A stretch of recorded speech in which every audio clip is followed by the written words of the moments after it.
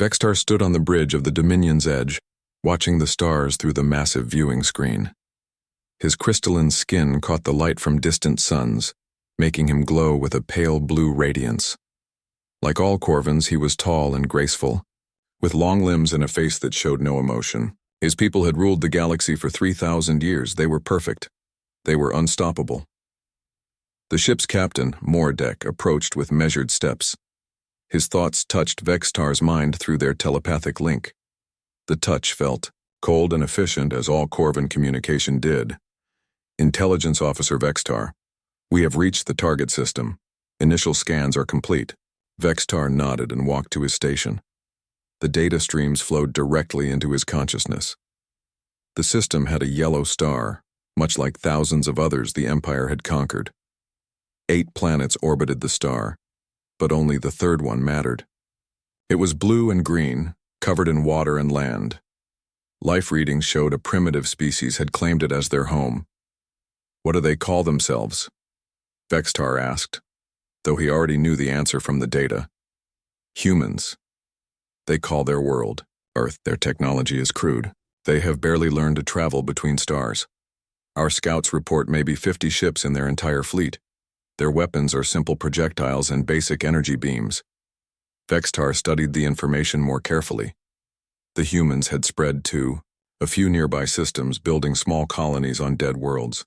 They had created a basic defense network around their home world. Their cities were large but built low to the ground, not reaching toward the sky like proper civilization should. How many worlds have they claimed? He asked. 12 systems. 27 worlds and stations. Their population is small. Maybe 10 billion total across all their settlements. Such numbers meant nothing to the Empire. The Corvins controlled 10 million worlds. Their population was beyond counting. These humans were insects compared to the might of the Empire. Captain Mordek's thoughts entered Vextar's mind again. Emperor Zaltheg himself has issued the ultimatum. We are to offer them the standard terms. Vextar felt a flutter of interest.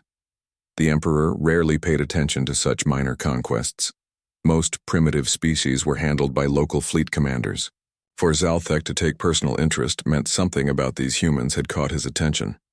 The communication array powered up, sending the standard message across all human frequencies.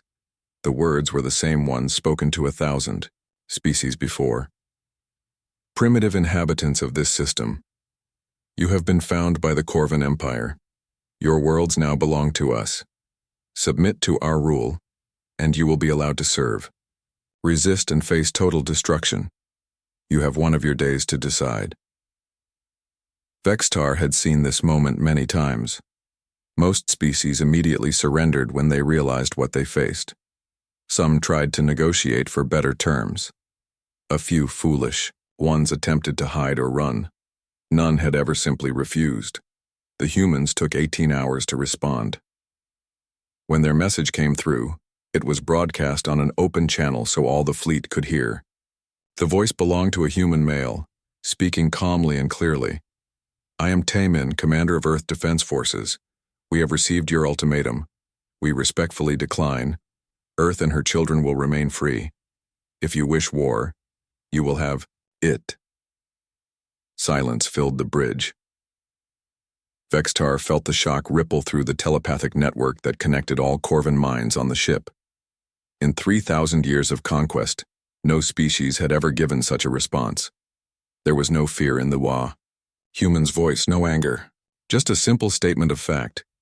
Captain Mordek's crystalline face showed the first emotion Vextar had ever seen from him. Confusion. They refuse? Do they not understand what we are? Perhaps they are too primitive to comprehend, Vextar suggested, though something deep in his mind whispered that this was wrong. The human's voice had carried intelligence. These creatures knew exactly what they faced. The fleet began moving toward the human worlds, 700 ships of various sizes, from small destroyers to massive dreadnoughts. Each ship carried enough firepower to destroy a city. Together, they could turn planets into dust. But as they traveled deeper into the human system, Vextar noticed something strange. The humans were not running. Their ships moved into defensive positions around their worlds, but they did not flee. Their communication channels buzzed with activity, but there were no panic broadcasts, no calls for help to unknown allies. Vextar accessed more detailed scans of the human fleet. Their ships were indeed primitive, built with metal hulls and simple fusion engines, but they were well maintained and moved with purpose. The humans seemed to be following some kind of plan. "Captain," Vextar said, "I recommend we study these creatures more carefully before we attack." Mordek's thoughts carried annoyance. "Study insects? Intelligence officer, you forget yourself. These primitives have weapons that cannot even penetrate our shields. Their largest ships are smaller than our escort vessels. What is there to study?" But Vextar could not shake his unease. He had analyzed the battles of 100 conquests. Usually, primitive species tried desperate attacks or pathetic attempts to negotiate once they saw the Empire's true strength. These humans were doing neither. They were simply waiting. The human commander Tai Min broadcast another message as the Corvan fleet approached the outer edge of their system. This time his words were directed at his own people, but the Empire intercepted them easily. "All defense units, this is command. Remember your training. Remember why we fight. We are not here to win. We are here to make sure they understand the price of threatening humanity. Every ship, every life, make them count. Earth will remember." Vextar felt a chill run through his crystalline body. These were not the words of a species preparing to lose. These were the words of a species preparing to die fighting. As the great Corvan fleet moved toward battle, Vextar began to wonder if the Empire had made a terrible mistake. But such thoughts were treasonous. The Corvans were perfect. They always won. They had to win. The stars watched silently as two civilizations prepared for war. The battle began at dawn, human time. Vextar watched from the bridge as Admiral Kexmore arranged the Corvan fleet in perfect formation. The ships moved like a dance, each one knowing its place through the telepathic network that linked every Corvan mind. It was beautiful. It was flawless. It had never failed. The human fleet approached from 3 directions. Vextar counted 47 ships, just as the scouts had reported. They were small and ugly, built for function rather than beauty. Their hulls were scarred metal, their designs basic and crude. "Look how they fly," Captain Mordek observed with contempt. "No formation, no order. They move like wild animals." But Vextar studied the human ships more carefully. They were not moving randomly. Each group had a purpose, though he could not understand what it was. The largest human ship, which their communications identified as the Indomitable, led the central group. Its commander was someone called Admiral Jiwoo. Admiral Kexmore's thoughts filled the telepathic network. "Begin the attack. Destroy them quickly so we can move on to their worlds." The Corvan ships opened fire. Beams of pure energy lanced across space, each shot capable of cutting a human vessel in half. The first volley should have ended the battle. Instead, something impossible happened. The human ships scattered like leaves in a storm, but not randomly. They moved in patterns that made no sense to Corvan tactical doctrine. Some ships flew directly into the path of the energy beams, then vanished behind small asteroids at the last moment. Others seemed to retreat, drawing Corvan ships after them. The first surprise came from the human ship Courage, commanded by Captain Dong-hyun. Instead of trying to fight the massive Corvan dreadnought World's End, the small human destroyer flew straight at it. Dong-hyun's voice echoed across all frequencies as his ship accelerated beyond safe limits. "For Earth! For our children!" The Courage struck the World's End directly in the engine section. Both ships exploded in a ball of fire that lit up space, like a new star. Vextar felt the shock wave rock his own ship. "Impossible," Mordek whispered. "No species kills itself in battle. What kind of creatures are these?" The second shock came minutes later. A human medical frigate, the Mercy, commanded by So Young, broadcast a distress signal claiming their engines had failed. 3 Corvan cruisers moved to capture the valuable intelligence source. As they surrounded the human ship, fighters emerged from asteroid fields where they had been hiding. The small craft, piloted by humans with names like Hyunwoo and Yunji, swarmed the Corvin ships. They flew so close that the larger ships could not fire without hitting each other. The human fighters carried primitive missiles, but they aimed for weak points in the Corvin hulls that no other species had ever discovered. All 3 Corvin cruisers were destroyed. The medical frigate Mercy had never been damaged at all. They set a trap, Vextar realized. But how did they know where to place their fighters? How did they know our ships would respond that way? The battle continued for 6 hours. Every time the Corvins thought they understood human tactics, the humans did something new. Captain Minho commanded a heavy cruiser called Defiant. When Corvin boarding pods attached to his hull, instead of trying to fight off the invaders, he activated his ship's self-destruct system. The explosion killed Minho and his entire crew, along with 300 Corvin Marines. Admiral Ji Woo's Indomitable fought differently than any command ship Vextar had ever seen.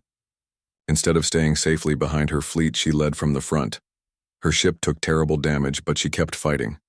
When Corvin ships tried to surround her, she used her own vessel as bait, leading them into crossfires from other human ships. The strangest moment came when the human destroyer Lightning, commanded by Jae Sung, began broadcasting music across all frequencies. It was a human song, something called a symphony.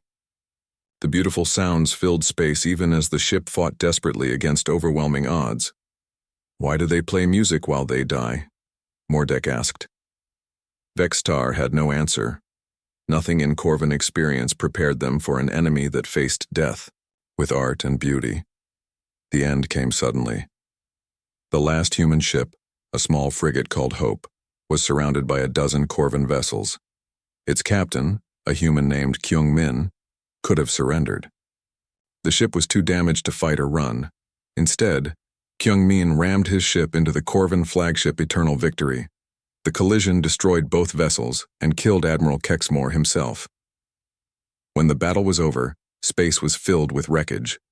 30 human ships lay broken and burning.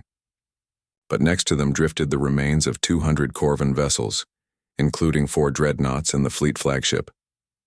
Vextar stared at the destruction in disbelief. The humans had lost. Every single one of their ships was destroyed. Every human who had fought in the battle was dead. By any measure, this was a complete Corvin victory. So why did it feel like defeat? Captain Mordek's thoughts entered his mind, shaken and confused. How is this possible? We had superior numbers, superior weapons, superior ships. How did insects kill so many of us? They fought differently, Vextar replied, though he struggled to understand it himself. They did not fight to win. They fought to hurt us as much as possible before they died. The surviving Corvin ships began collecting data from the battle. What they found disturbed Vextar even more. The humans had known. They could not win. Their battle plan had been designed from the beginning to cause maximum damage to the Empire, while accepting their own total destruction. The human commander Tai Min sent one final message before his fleet died. It was broadcast to the entire Corvin fleet and to human worlds throughout the system. To those who would enslave us, you have seen what happens when you threaten Earth. We are not a warrior people, but we will die before we bow. To my fellow humans, remember this day. Remember that freedom has a price and we paid it willingly. As the Dominion's Edge pulled back to report to the Emperor, Vextar found himself changed by what he had witnessed. The Corvins had won the Ai battle, but something told him the war was far from over. And deep in his mind, a terrible thought began to grow. What if these humans were not the weak primitives the Empire believed them to be? What if they were something far more dangerous, a species that would rather die than submit? The stars seemed dimmer as the Corvin fleet limped away from their costly victory. 6 months after the first battle, Vextar found himself aboard an even larger ship. The Imperial Wrath was a massive command vessel, leading the greatest fleet the Corvin Empire had assembled in centuries. 2,000 ships stretched across space in perfect formation, their hulls gleaming like stars. War Prime Thexolden stood at the center of the bridge, his crystalline body larger and more imposing than any Corvin Vextar had ever seen. The War Prime had conquered 40 systems personally, His victories were legendary across the Empire. Intelligence officer. Tech Soldan's thoughts pressed into Vextar's mind with crushing force. Tell me about these humans again. Vextar reviewed the data carefully. They have had time to prepare War Prime. Our scouts report that every human world is now heavily defended. They have built weapons platforms and missile batteries. Their fleet has grown to perhaps 200 ships. 200 ships against 2,000. Tech Soldan's mental voice carried amusement. And you believe this requires our attention? War Prime. In the first battle, they destroyed 200 of our ships with only 50. If they have improved their tactics? Enough. The War Prime's thoughts cut through Vextar's words like a blade. These creatures got lucky once. It will not happen again. We will crush them completely this time. But as the great fleet moved into human space, Vextar saw that everything had changed. The humans had not spent their time hiding or running. They had been building. Every asteroid had been turned into a weapon. Mining stations now bristled with guns and missiles. Even civilian ships carried military equipment. The humans had transformed their entire civilization into a war machine. The first attack came at New Sol, a human colony world orbiting a red dwarf star. The planet should have fallen in hours. Instead, the battle lasted 3 months. Colonel Daejung commanded the ground forces defending the planet. He had only 800 soldiers against 50,000 Corvan Marines. But the humans had learned from their first defeat. They did not fight an open battle where Corvan superiority would crush them. Instead, they turned every building into a fortress and every street into a killing ground. Vextar watched the reports with growing unease. Human children, some as young as 16, flew single-person fighters against Corvan cruisers. A girl, named Na Young, destroyed a troop transport by flying her fighter directly into its hangar bay. A boy called Jaehoon used his ship to block the guns of a Corvan destroyer long enough for human missiles to destroy it. Why do their young ones fight? Vextar asked Captain Lorvex, his new superior officer. In every civilized species, the young are protected during war. These are not civilized beings, Lorvex replied. They are animals. Animals fight with their young when cornered. But Vextar studied the intercepted human communications and found something different. The young humans were not forced to fight. They volunteered. Their messages to family spoke of duty and love, not fear or desperation. The siege of New Sol finally ended when the Corvans used orbital bombardment to turn the planet's surface into glass. But the victory cost them 12 ships and thousands of Marines. And before the city fell, Colonel Daejung sent a message that was broadcast across the entire human communication network. We held them for 93 days with 800 defenders. Remember this. Remember what the price of freedom is. Make them pay for every world, every city, every life. The pattern repeated across 12 human worlds. Each planet fought differently, but all fought to the death.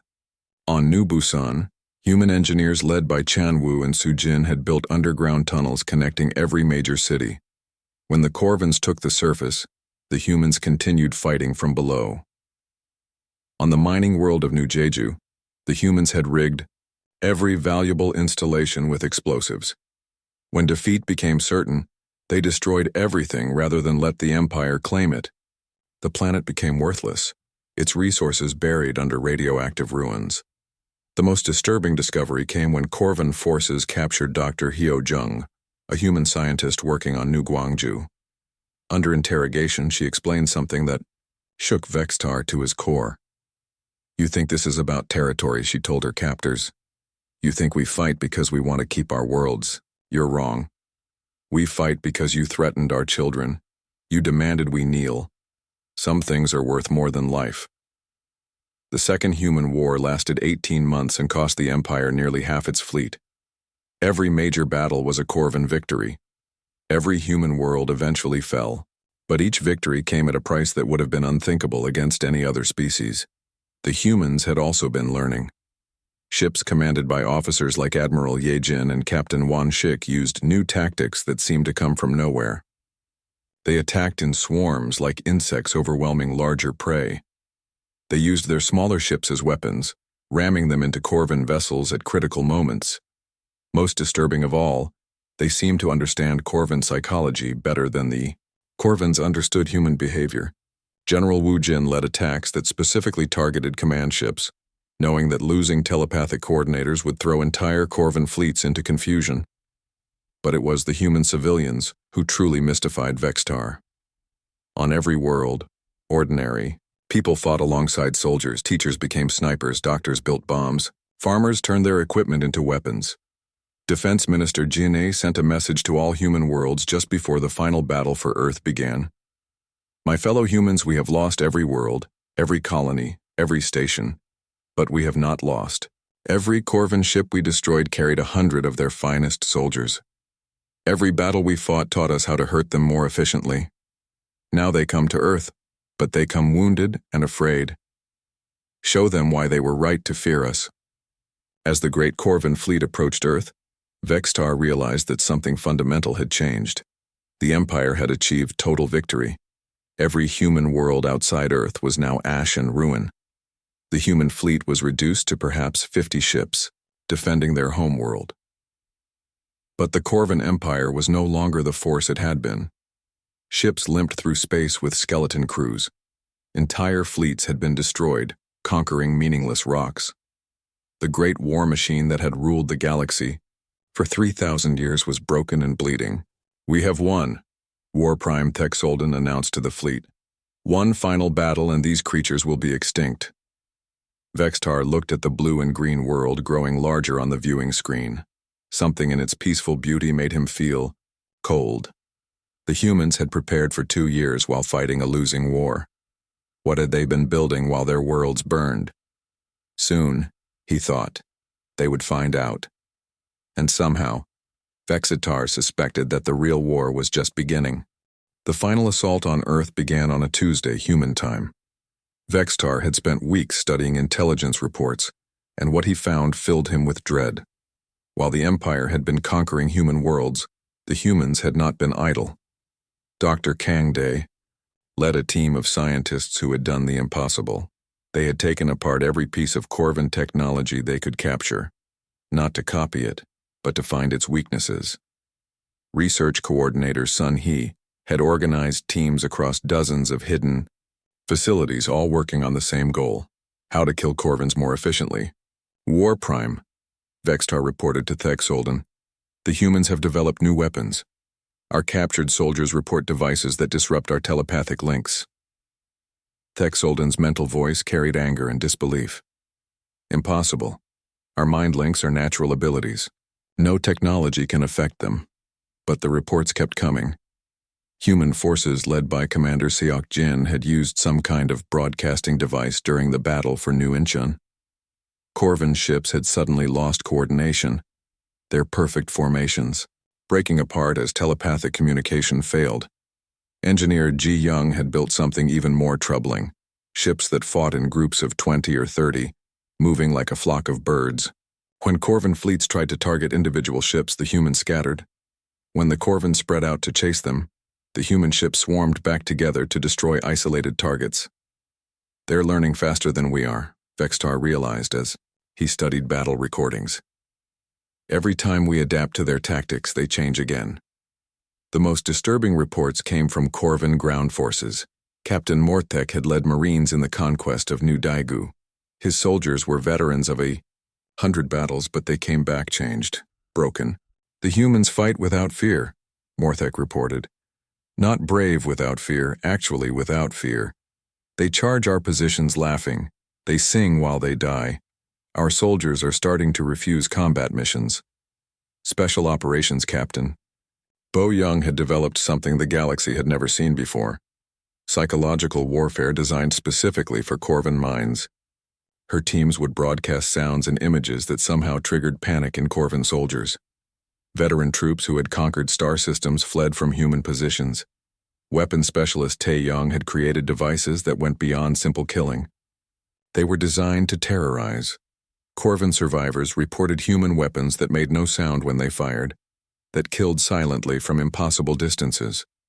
Others created light shows that confused Corvan visual systems, turning their enhanced senses against them. As the Empire's greatest fleet approached Earth, Vextar intercepted communications between human commanders. What he heard chilled him to his crystalline bones. Commander Guangsu was coordinating defense platforms hidden throughout the asteroid belt. But these were not normal weapons. The humans had learned to predict Corvan fleet movements with frightening accuracy. Every approach route to Earth was covered by weapons the Corvans could not detect until it was too late. Captain Inho commanded what the humans called the Final Squadron, 50 ships that were not meant to survive the battle. Each ship had been modified to carry as much explosive material as possible. They were guided missiles with human crews, designed to ram Corvan capital ships at critical moments. But it was the civilian preparations that truly terrified Vextar. Coordinator Youngsuk had organized Earth's entire population into a resistance network. Every city was a fortress. Every building was a weapon. Every citizen was a potential fighter. The first phase of the battle seemed to go well for the Empire. The human fleet was small and outnumbered 40-1.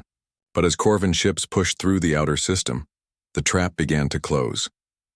Hidden weapons platforms opened fire from asteroids that had seemed empty on all scans. Human ships appeared from behind moons and planets where they should have been detected. Worst of all, the devices that disrupted Corvan telepathy worked even better than intelligence reports had suggested. "I can't reach the 3rd Squadron," reported Admiral Zekmar. "Their minds are silent." "The 7th Fleet isn't responding to commands," added Captain Yeltor. "They're attacking random targets." The human ship Redemption, commanded by Captain Minseo, led a group of 30 vessels in an attack pattern that made no sense. They flew directly into the heaviest Corvan fire, taking terrible losses. But their sacrifice allowed another human group to destroy the fleet's primary command ship. On Earth's surface, General Kyung-ho had prepared something unprecedented. As Corvan troops landed in the major cities, they found that every street had been turned into a killing ground. Ordinary buildings contained hidden weapons. Civilians emerged from sewers and subway tunnels to attack from behind. The city of Seoul became a nightmare. Human children as young as 12 served as messengers, running through tunnel systems to coordinate attacks. Elderly humans built bombs in their kitchens. Teachers and doctors had become snipers and saboteurs. "This is not war," reported Colonel Thexval from the ruins of New York. "This is madness. The entire population is fighting. There are no non-combatants. Children throw explosives at our vehicles. Grandmothers shoot from windows. How do we conquer people who will not be conquered?" The battle raged for months. The Empire slowly pushed forward through sheer numbers, but every victory was bought with blood. Corvan ships that had seemed invincible fell to human tactics they could not predict or counter. Captain Hyobin commanded a human destroyer called Vengeance. Her ship was damaged and outnumbered, but she used it like a tool rather than trying to preserve it. She rammed her vessel into the docking bay of a Corvan carrier, then detonated her ship's power core. The explosion took out the carrier and 3 escort ships. Admiral Sora led the final defense of Earth's orbital stations. Her forces were down to 15 ships against hundreds of Corvan vessels. Instead of trying to win, she focused on making the Empire pay the highest possible price. Every human ship that died took at least 3 Corvan ships with it. The end came suddenly. The last human military units were destroyed. Earth's cities lay in ruins. The planet's surface burned with radioactive fire. By every measure, the Corvan Empire had achieved total victory. But as Vextar looked at the casualty reports, victory felt like defeat. Of the 2,000 ships that had begun the assault, fewer than 300 remained operational. The Empire had lost nearly 2 million soldiers conquering a single world. And in the ruins of human cities, something even more disturbing was happening. Corvan soldiers were finding message crystals left by the humans before they died. The recordings showed ordinary people, teachers like Jong-suk, fathers like Byung-ho, children like his daughter Su-bin. They were not warriors or fanatics. They were simply people who had decided that some things were worth dying for. As Earth burned behind the retreating Corvan fleet, Vextar wondered if the Empire had won anything at all. The humans were extinct, but the cost of their extinction had broken the greatest military force in galactic history. And somehow, Vextar suspected, that the humans had planned it that way all along. 50 years had passed since the last human died. Vextar sat alone in a small dwelling on the edge of known space, far from the ruins of the Corvan Empire. His crystalline skin had grown dull with age, and deep cracks ran through his body where human weapons had left their mark. The Empire was gone, not destroyed by external enemies, but collapsed from within. The war with humanity had cost too much. Fleets were destroyed, resources exhausted, entire sectors left undefended. When other species saw that the mighty Corvans could bleed, rebellions had erupted across the galaxy. Within 20 years of humanity's extinction, the Empire had fragmented into dozens of smaller kingdoms, each fighting the others for scraps of what had once been the greatest civilization in the galaxy. The remaining Corvans were scattered, refugees in a universe that no longer feared them.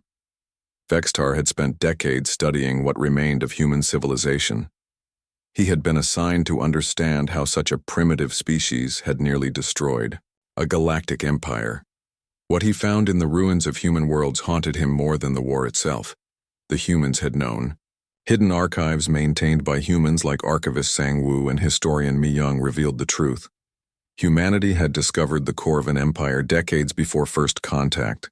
They had been watching, learning, preparing, but they had not been preparing for conquest. Led by strategists like Do-hyun and philosophers like Ha-young, they had been preparing for survival. They knew they could not win a war against the Empire, so they had planned something else entirely, to make their extinction so costly that it would destroy their enemies. The personal records were the hardest to read. Messages from teachers, like Jong-suk to her students, explaining why she would not be coming home. Letters from fathers like Byung-ho to daughters like Subin, telling them to remember what freedom meant even when freedom was lost. Vextar had found video recordings made by human families in the final days before Earth fell. They were not the records of a warrior species, but of ordinary people who had chosen death over slavery. Parents tucking children into bed, knowing morning would bring the final battle. Elderly couples holding hands as orbital bombardment began. Young people singing songs as they prepared for missions from which they would not return. These were not the records of monsters or fanatics. These were the records of a people who loved so deeply that they chose to die rather than see their children enslaved. But the most disturbing discovery came in the deepest archives, files that required special codes to access. Evidence that some humans had escaped the final battles. Ships commanded by officers like Captain Won-shik and Hyejin had vanished into deep space before Earth fell. Small groups of survivors, maybe a few thousand total, had disappeared into the vast darkness between stars. Vextar had spent years searching for traces of these survivors. He found evidence that human ships had visited remote systems, gathering supplies and resources. Engineer Junho and medic So-jin had been spotted on trading stations in the galactic rim, but they vanished whenever authorities tried to investigate. The thought of human survivors filled Vextar with a terror he had never known during the war itself. The humans who had died fighting the Empire had been ordinary people transformed by desperation. But the survivors would be something different. Humans who had watched their entire species die, who had seen their worlds burn, who had learned the true cost of defying galactic civilization. What would such creatures become after decades of hiding in the darkness? What would they build in the empty spaces between stars? And what would they do when they finally returned? Sometimes in his dreams, Vextar saw human children who had never known their home world. Children raised on stories of Earth's burning, taught by survivors who remembered what the galaxy had done to their people. These dream children had their ancestors' intelligence and determination, but they also had something the original humans had lacked: pure, focused hatred. The nightmares always ended the same way. Ships emerging from deep space, built with technology that combined human ingenuity with decades of stolen knowledge from 100 species. Ships commanded by humans like the children of Won-shik and Hyejin. Humans who saw the galaxy not as a place to explore, but as a thing that had murdered their parents. Vextar's dwelling contained one final human artifact, a message found in Earth's ruins after the bombing stopped. It had been written by a human poet named Ji-hoon in the final hours before his city was destroyed. "We are not a warrior people," the message read. "We are gardeners and dreamers, builders and teachers. We love our children more than our own lives. We create beauty and try to make the universe a better place. But when you threaten our children, when you demand we kneel, you awaken something in us that should have stayed sleeping. Remember us not as conquerors, but as those who chose freedom over life itself. And know this, some of us remember everything." The final line had been added in different handwriting, probably by one of the archivists who had hidden the message. "The children of Earth are coming home." Vextar set the message aside and looked out at the stars. Somewhere in that vast darkness, human survivors were building something, learning, growing, planning. And when they finally revealed themselves, they would remember exactly what the galaxy had done to their people. He had survived humanity's wrath 50 years ago. He had escaped their dying worlds and outlived their civilization. He was one of the few beings in the galaxy who truly understood what humans were capable of when threatened. And every night, as he stared at the stars, Vextar wished he had died with the rest of his species rather than live to see what the universe would become when the children of Earth finally came home. The war with humanity was over. The humans were extinct. The Empire had fallen. By every measure, the threat was ended. But in the darkness between stars, something patient and angry was growing. And Vextar knew that humanity's real revenge had not yet begun. The stars watched, silently, keeping their secrets, as an old Corvin waited for the day when Earth's children would return to collect what the galaxy owed them.